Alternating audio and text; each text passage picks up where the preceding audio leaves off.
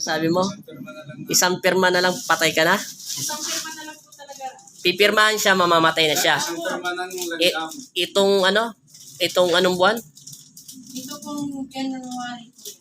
January lang, itong 2021 na. Opo, opo, opo. Tapos mamamatay ka na. Awa ng Diyos. Yan ang pangalawa mong buhay, kuya. Oo. Ibig sabihin, pagkakataon pa rin ng Diyos na talagang ikaw ay hindi niya pa kinukuha dahil meron ka pang plano ng Diyos. Ang asawa mo, pamilya mo, at lagi kang magdasal. Kasi marami pa lang namamatay sa inyo. Yung katawan niya muna na talagang tanggap na niya Stay na pa ng mamamatay na siya. konti dito ah. Talagang tanggap na po. Hindi siya tumawid sa dagat. Nasa gitna siya ng palaya ng kaluluwa niya. Kaya ganyan yan, todo-todo pawis.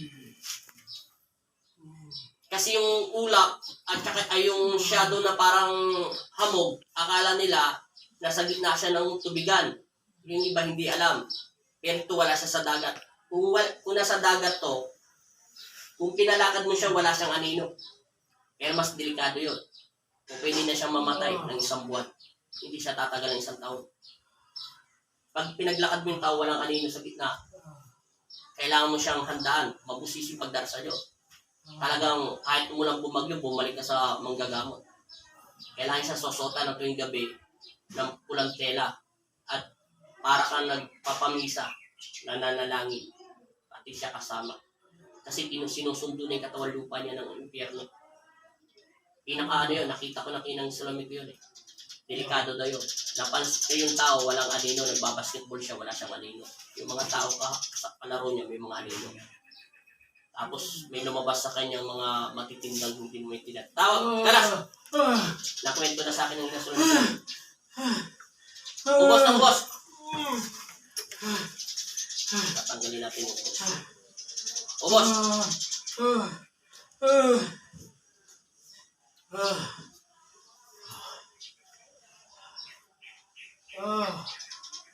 Ubos na ubos. Wala kang ititira kahit isa. Lahat. Ubos pa. Tanggal lahat. Marami pa. Babalik ka pa sa loob ng katawan niya. Hindi na. Kahit kailan. Hindi na po. Magpakilala ka ang boses mo. Babalik ka pa sa loob ng katawan niya. Hindi na po. Hindi na. Saan ka nakatira? Saan ka nakatira? Ayan. Saan? Aba na yan. Palayan. Espiritu ka masama. Hindi ka tao. Babae ka lalaki. Hindi mo alam kung ano kasarya mo. Babae ka lalaki. Hindi mo alam lalaki ka. Hindi mo rin alam babae ka. Wala kang pangalan. May pangalan ka ba? Sige, kalas. Wala kita siyang pangalan. May espiritong dalawa kasarian. Hindi nga masabi kung babae sa lalaki. Yun ang tinatawag ng mga masasamang espiritu na meron silang binabantayan kayamanan sa ilalim ng lupa. Yung may mga parang bilog na bolang, minsan may nakikita kayo sa palayan o anumang dagat na biglang parang, ano yun, sentemo ba yun? Yung apoy na tapos humihinto, yun, nandun lahat yung mga masasamang espiritu. Nanaginip po ako month of September ata October. Kasi doon po sa kanila talagang may nakatira po. Baka nagambala ng asawa mo to. Ang sinasabi po sa akin yung... Huwag ka makinig sa usapan namin, pipilip-pipilig mo. Sige, tanggal at tanggal. Ang sinasabi po nung nakabantay doon, kunin mo. Kasi ako'y pagod na. Panaginip nyo lang yun, te. Kunin mo ng alin. Yung kayamanan daw. Huwag nyo na kukunin yun. Maganda na magsumikap at magbigay ang Panginoong Kristo. Kasi minsan baka kapalit yun ng pamilya mo, anak mo, magkawawa kayo, asawa mo. Kasi yan, Tinuturo niya sa akin. huwag nyo na daputin. Sabi mo, hindi yan ang karapat-dapat yung kayamanan. Hindi ang kayamanan ko ay pag-ibig ng Diyos. Sagutin mo agad siya. Ang pag-ibig ng Diyos ay walang hanggan. At kapangyarihan at kayamanan na sa langit. Mas maganda ang binibigyan ng Diyos walang kapalit. Kasi yung kapalit. Baka mawala pa kayo ng pamilya kung yun ang tanggapin. Sabi mo sa kanya, lumayas ka at hindi kita kailangan. Ang Diyos namin ang makapangyarihan. Lalayas yan. Dahil ang humahawak sa atin ng Diyos. Tanggal! Marami pa. Ubusin mo lahat. Umiinit na. Maraming salamat, Panginoon Diyos. Pinainit ng todo. Maraming salamat sa iyong kanya. Ubos. Ito ang sinasabi ko eh. Pag ito, nagsinungaling ito masamang espiritu, sasabihin nito, kinukulam siya. Kinukulam siya ng kapitbahay niya, kinukulam siya ng kagalit niya. Kaya nga bad espiritu eh. Wala silang katawan lupa. Tungkulin nila manira sa mga tao. Kahit pilit niya hindi niya sasabihin, bubukas sa bibig niya. Kahit hindi totoo. Dito ko lang nauutakan yung mga masasamang espiritu. Hindi sila basta-basta makapagbigay ng boses ng gagayahin nila. Kita mo sinabi niyan, yung kasama mo, wala yan sa kapatid. Pagkagising niyan, hindi natin alam kung saan siya nagpunta. Siya na magsasabi. Tanggal! Huwag kang maawa dito sa asawa mo, hindi pa itong mamawa. Kaya pa nga niya, nagbabaliktad-baliktad sa pasyente ko. Maawa ka, malayas yung masamang espiritu sa ng asawa mo. Pag hindi yan kumakalis, kukunin niya katawan niyan hanggang pumayat hindi na kumaya. Pag yan nakuha niya na yan, kukuha na naman siya sa parte ng pamilya mo. Parang ano yan eh, parang sundo, sinusundo niya. Sunod-sunod po sila. Sunod-sunod sila namatay. Magkakapatid po. Walang taon pagitan. May taon naman po. Kaya lang, una po yung ate niya. Bigla din itong nangyayari. Biglang pumayat. Opo. Pero doon din sa lugar nila sa Bukirende, nagtatrabaho hindi. Malayo. Hindi po. Baka may sumpa yung tao eh. Kaya yung kailangan kasi ganito, ginagamitan ng pangontra. Tapos tinuturuan siya magdasal. Kasi pag ako nagbigay ng pangontra, binibigyan sila ng dasal. Kailangan sa medalyon, sa kwintas, mayroong dasal kasi para lumakas ito. Tapos may dasal siya sa physical niya katawan. Sa Sabado at Linggo, pwede siyang humiling sa Diyos na nararapat. Siyempre, pagdarasal mo, di kayamanan. Na malayo ang buong pamilya ko sa sakit, trahedya, mga inggit na naman tao. Dapat Panginoon sa mag-aris kanila, ganun din sa amin. At bigyan ng lakas ang aking mga pamilya, mga magulang, kapatid, etc. lahat. Pangatlo, yung mga kapitbahay namin maging mabait sa isa't isa kami. Yun. Tapos, dadagdagan mo pa. Sana, siyempre, matapos ng COVID-19 sa buong mundo, magkaroon na ng gamot. Yun ang gusto ng Diyos. Tapos, bahala ka kung anong gusto mong hilingin. Susunod. Pwede ka nang humiling na yung anak ko, makapagtapos mag-aaral, makapagtrabaho, at maging maayos at yung ating apo ko. Ganun din. Ibibigay ng Diyos yan. Habang siya nabubuhay, nagdarasal siya, lalo lumalakas ang spirit niya, iiwanan siya ng sumpa o ano man nila o ano man masamang espiritu. Pero sa umpisa, tatalunin siya ng emosyonal niya. Yung ayaw siya padasalin ni Satanas. Pero pag nakuha mo, masasanay ka rin, iiwanan ka rin ni Satanas. Ganun naman yun. Kaya nga paulit-ulit ko sinasabi, si Satanas, lahat ng lengguwaheng dasal sa Bible alam niya. Ang hindi niya lang magawa, ang lumuhod at manalangin sa Panginoon Kristo dahil alam niya sa sarili niya, siya ay Diyos. Subukan mo panalanginin si Satanas. Naririndi at tenga niya. Pero kaya-kaya niya magpagaling. Siyempre, mga bad spirit yan. Kaya nga nila magpagaling. Pero hindi lang nila kaya ang manalangin sa Panginoon Kristo. Hindi lahat ng mga kapangyarihan ng mga manggagamot ay magka-level. May manggagamot talaga na gumagamit ng mahikang itim. May manggagamot na hindi marunong gumamit ng mga mahikang itim. Doon lang namin sila naiisahan. Kasi wala silang makitang butas sa amin. Ibig sabihin, malinis ang puso galing sa Panginoon. At hindi pa ito nadudungisan ng isang tubig na marunong o isang patak na.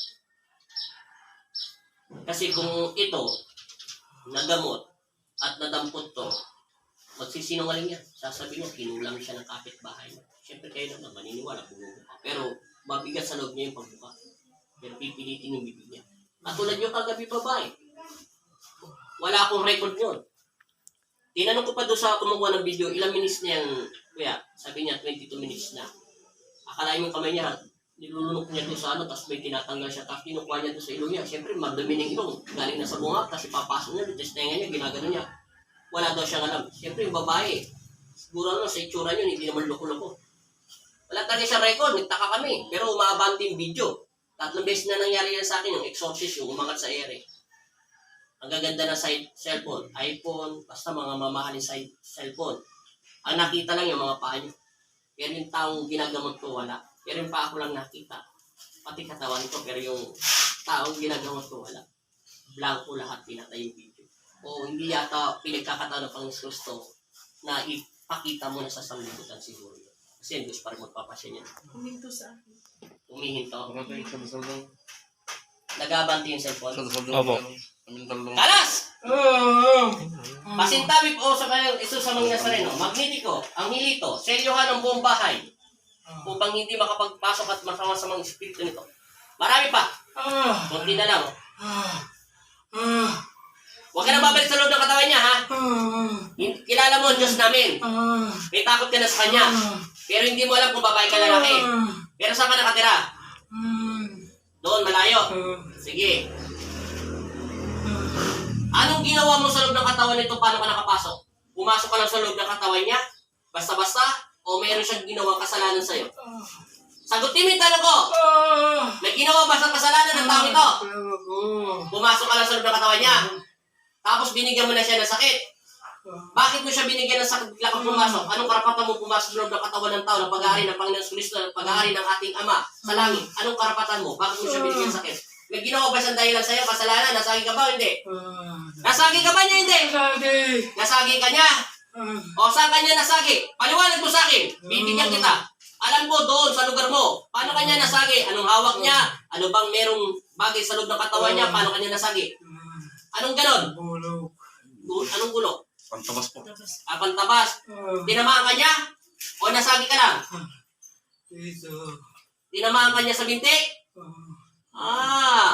Kaya pala mahamog. Tinamaan siya sa binti, kaya gumanti. Ano naman nilagay mo sa loob ng katawan niya? Ano? Ano nilagay mo? Hindi ka makakatake sa akin, tanda mo. Hindi rin makakagalaw at sakalin mo, hindi mo ko masasakal. Ang tanong ko sa'yo, anong nilagay mo sa loob ng tiyan niya? Lumambot yung tiyan niya. Wala na. Linisin mo. Perpesan mo linisin yung tiyan niya. Ito na lang, ha? 1 taon muna to, mahigit pinaparusahan dahil tinamaan tiyan niya dito sa paa niyo. Ng bulok. Yun, tinamaan ka niya. Siguro naman, sa 1 taon, humilog na yung sugat mo. Naintindihan mo? Kung pwedeng, sa 1 taon at mahigit, paubaya mo naman to sa akin. Paubaya mo to sa aking ama. Tapos na nakasagi ka na. Nasaktan mo na siya. Ibig sabihin, yung panahon yun, naghihirap na siya. Kung pwede. Siguro naman, magaling yung sugat mo. Kaya niyo naman pagalingin ang sarili niyo, di ba? Ngayon, pwede ko bang arborin ang kaluluwa nito? At physical niya katawan? O sige, linisin mo. Meron akong kondisyon 3. Pag hindi mo inalis, pupugutan kita ng ulo, sasaktan ko ang puso mo, alisin mo. Pangalawa, ibabalik kita sa impyerno o tatanggalin mo yung sakit? Tatanggalin mo. O sige. Anong gusto mo? Sa impyerno o doon sa may bukiran mo? Saan kita ipapadala? Sa bukid na lang. Ayaw sa impyerno. Bakit? Hindi mo gusto doon? O, kita mo. O, sige ha. Usapan to ha. Sige, kalasin mo. Sandan mo ang katawan niya. Sige. Magbibigyan kita. Babawasan ko yung stick sa loob ng katawan niya. Sige. Sige, linisin mo yung katawan niya. Usapan yan ha. Mabait ako. Sige. Alam ko naman may sarili kayong paninindigan eh. Tama na ako, nasaktan mo siya, nasaktan ka niya ha? O sige. Tanggalin mo lahat. Sige, kakalasin ko ang stick. Sige, kalasin mo. Tinanggal ko na. Pero magnetiko. Kasi sabi ko, Panginoong Isus sa mga Nazareno, tinatawag ko sa ilan sa kasiya si Angel. Seliwan ko. At ganoon din siyang hilito. Sige, usapan tayo ha. Ilan liwanag sa paligid mo? Ilan? Isinyas mo ng kamay mo. Ilan? Ilan? Ilan? Isinyas mo. Isa? Babae sa lalaki? Hindi mo makita basta maliwanag.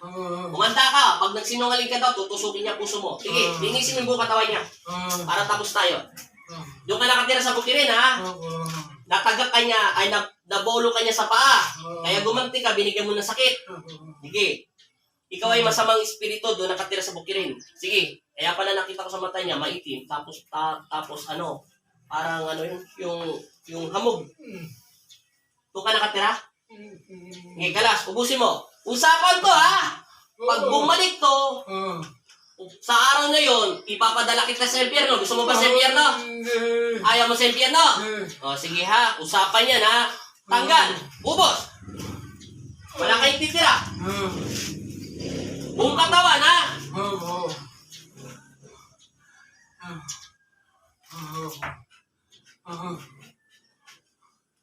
Sinisigurado ko lang para hindi ka makawala. Mahirap na eh. Baka tumakas ka pa. Sige, bilisan mo ha. Sige, tanggalin mo lahat. Buong katawan, tenga, mata, bibig, pati likuran, lahat ng nilagay mo sakit, pati sa loob ng tiyan niya, pati sa sikmura. Tama na to.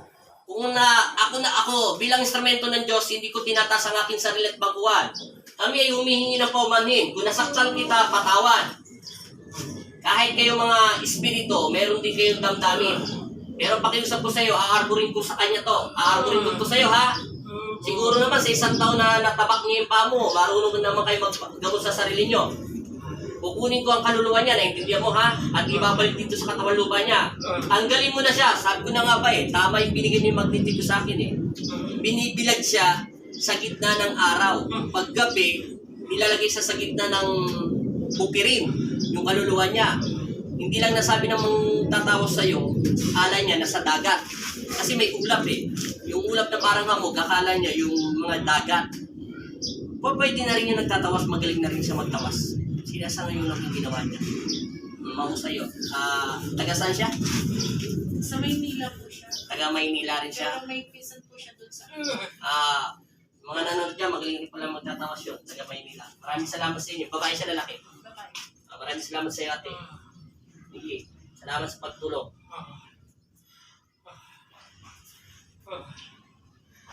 Maraming salamat una-una sa Panginoon. Dahil dinampot ko ng Panginoon. Hindi ito madadampot basta-basta. Tanggal ha! Usapan ha! O sige, salamat. Huwag ka mag-alala. Ibabalik kita doon sa lugar mo. Hindi kita papadala sa impyerno. Yung liwanag na nakikita mo, isang liwanag. Huwag ka mag-alala. Uutusan ko ang angel ng aking Panginoon Kristo. Makikiusap ako na ihatid ka niya ron. Baka sabihin mo, salbaya ko. Tanggalin mo lahat yan. Ubusin mo. Lahat. Lahat.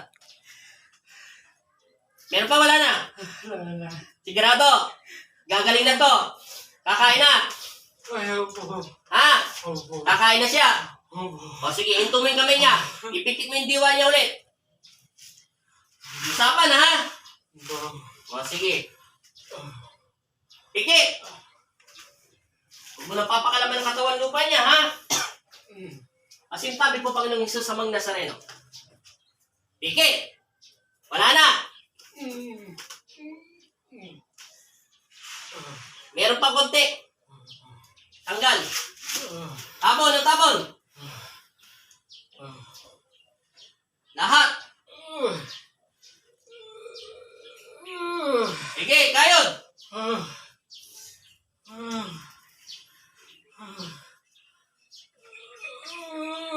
Ano ba nilagay mo dyan?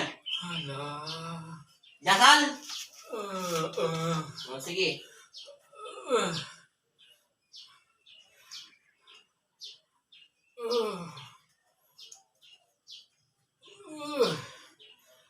Sabi ni Magnetico sa akin, sentroin mo daw yung sikmura. Kita mo, nakakahiya ka, ikaw naglagay. Tapos yung angel pa ng Diyos nagsasabi kung kunin mo daw sa gitna ng sikmura niya. Bunutin mo daw ng dalawang kamay mo. Tignan mo, Diyos pa nagsasabi, oh. Kung paano kalasin yan. Ay, naku. Matindi galit mo kasi rito, eh. Pwede mo, tapon mo daw. Tapon mo sa lupa. Para daw pampataba. Sige, tapot. Kala ko nasa niya kasama mo, alam niya ginagawa niya. Hindi siya alam niya. Kahit tanongin mo yan. Wala sa sarili niya. Kunti na lang daw. Diretso daw doon sa masela niyang baba. Sa baba, ibaba mo daw. Daputin mo. Sinasabi ng Panginoon Kristo, nasaan yung sakit niya. Hanggang doon daw sa may doon sa masela, sa panlalaki. Daputin mo daw, tapon mo sa lupa. Habang nagre-respond pa ang Panginoon, bisa mo. Tinatanong mo sa Panginoon. Tapon. Tapon sa lupa daw. Okay na. Wala na. Hindi ka na babalik, ha? Sigurado. Kilala mo si Kristo. Ayaw mo sa impyerno. Doon ka lang sa bukirin. Lalaki ka. Hindi mo alam kung babae ka. Lalaki ka, tanda mo. Naintindihan mo. Dalawa kasarian mo. Pero lalaki ka daw. Sabi ng angel ng Diyos. Naintindihan mo na. Usapan, ha? O, sige. Ito mo na yung kamay niya. Higit mo na yung diwa niya para makabalik niya sa kanloob ng katawan lupa niya at mapapalayas kita. Manda ka sa pangalan ng Ama at ng Anak at Espiritu Santo. Amen. Sa pangalan ni Jesus, sa pangalan ng Poong Jesus Nazareno, lumayas ka, masamang espiritu, sa loob ng katawan ng taong ito. Manahimik ka sa pangalan ni Jesus at bumalik ka na sa pinanggalingan mo. Amen.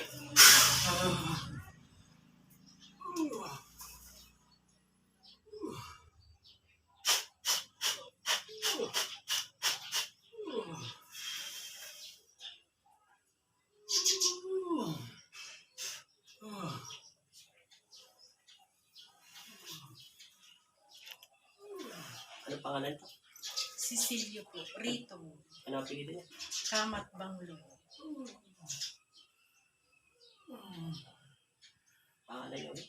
Cecilio. Cecilio! Tinatawag ko sa espiritual ng Panginoon Kristo at bumalik ka na rito sa loob ng katawan lupa mo. Sundan mo yung liwanag ng anghel ng Panginoon Kristo. Cecilio! Dumilat ng iyong mga mata sa pangalan ni Jesus. Amen! Dilat! Oh.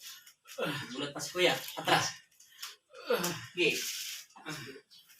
Inumin mo muna ito sa konti. Hinga ka muna, konti. Inhale, exhale lang. Napasay lang. Hinga. Okay, tumingin ka sa akin. Tanda lang. Labas mo ng konti yung hangin sa ilong mo. Okay, inumin mo to. Ganito lang muna. May tatanong lang ako sa'yo. Konti lang. Oh, tama na. Hintay mo lang muna. Alot mo muna sa bibig mo, tapos dahan-dahan mo lulukin. Para hinga na maayos. Inhale, exhale ulit. Para hindi ka masulpikit sa hangin mo. Tingin ka sa akin ng diretso. Bago mo ito inumin at dadasalan ko pa. Saan ka nakarating? May pinuntang ka? Ha? Saan malayo? Malayo-malayo? Tingin ka sa akin. Saan ganun kalayo? Sa Mindanao? Sa Luzon? Sa Visaya? Dito lang naman. Ha? Dito lang naman. Saan? Paligid-ligid. Nandito ka lang sa paligid-ligid namin? Hindi siya pinadala. Yung espiritu niya nandito sa daw sa paligid-ligid lang namin. Paikot-ikot ka lang dito. Sinong nakita mo dito sa paligid namin? Wala? Wala kang liwanag. Nakikita mo kami? Opo. Na paligid-ligid ka lang? Pinunta mo asawa mo? Hindi. Pero nakikita mo lang siya. Hindi. Ang tanong, hindi mo kami nakikita. Hindi. Ako nakikita mo. Pero sila, hindi mo sila nakikita. Ngayon? Hindi, kanina yung nakapikit ka. Hindi. Ako lang nakikita mo. Hindi. Hindi mo rin ako nakita. Hindi. Saan ka lang napunta? Paligid-paligid lang? Parang lumipad yung kalapap ko. Umut- Malayo. Pumunta ka sa Alapaap. Oo. Swerte mo, nakarating ka sa ulap. Ibig sabihin niya, nakarating ka sa ulap. Malayo. Malayo ka? At pawis na pawis ka. Basketball siguro. Sarap tumawa, pero totoo po yung sinasabi ni Kuya. Nakarating daw siya dito na sa paikot-ikot sa bahay namin. Hindi niya daw nakikita yung asawa at mga anak niya. Nakarating daw siya sa Alapaap. Ibig sabihin, dinala siya ng Panginoon Kristo. Sige. Inumin mo muna yan para bumalik ulit yung lakas mo ng todo. Pwede na yan. Tumungan na natin. Atay mo muna para tumanag yung gamot. Atay mo muna. Stop po muna.